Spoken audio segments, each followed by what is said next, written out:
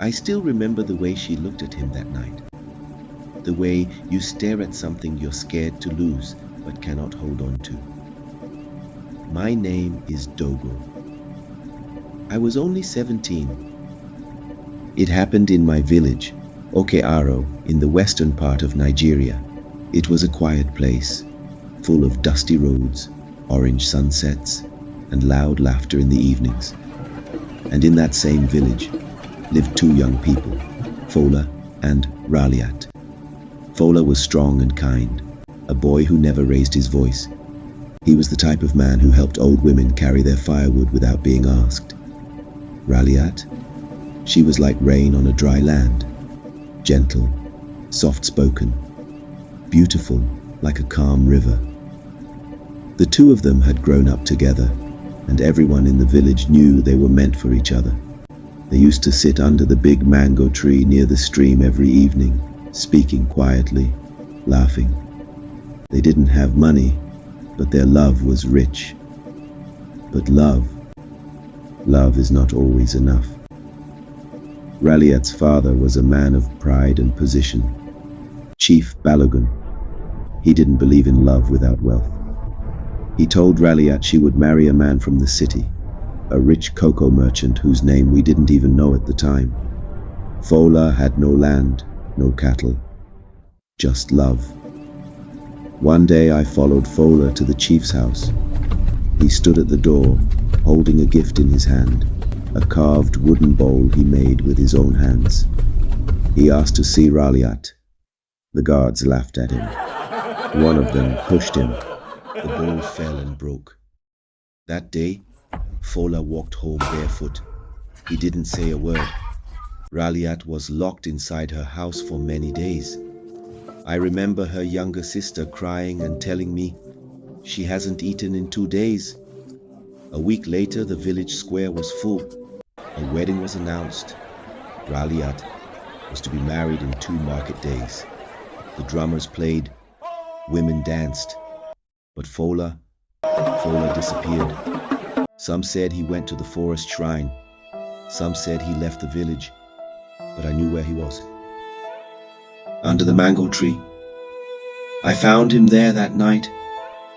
He was crying, not loudly, just a single tear falling now and then. He said to me, "Dogo, why is love not enough?" I had no answer. The day of the wedding came. Raliat wore white. Her eyes were swollen.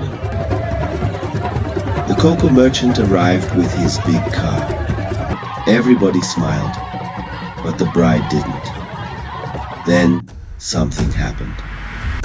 Just as the ceremony was about to begin, a shout came from the crowd. "He's here!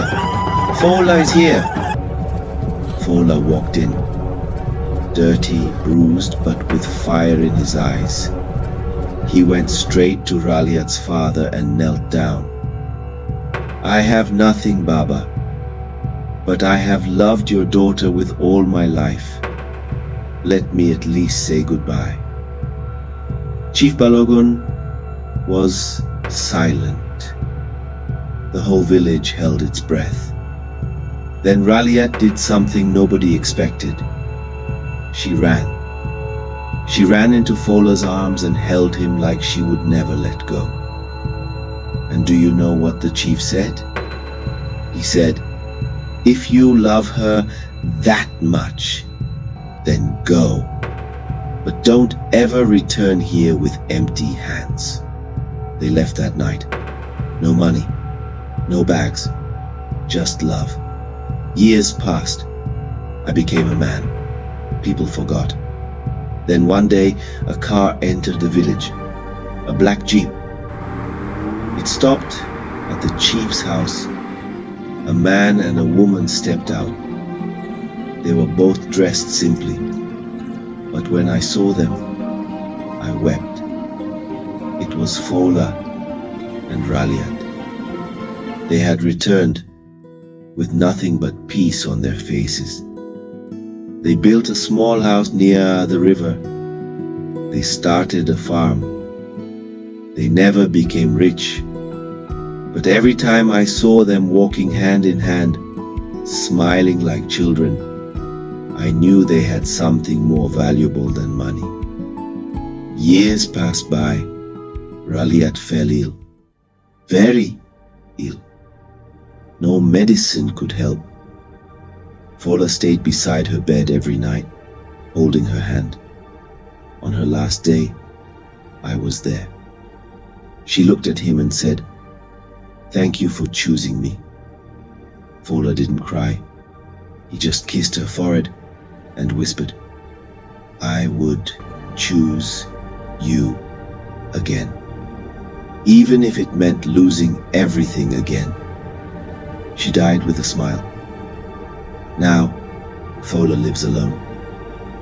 He walks slowly now.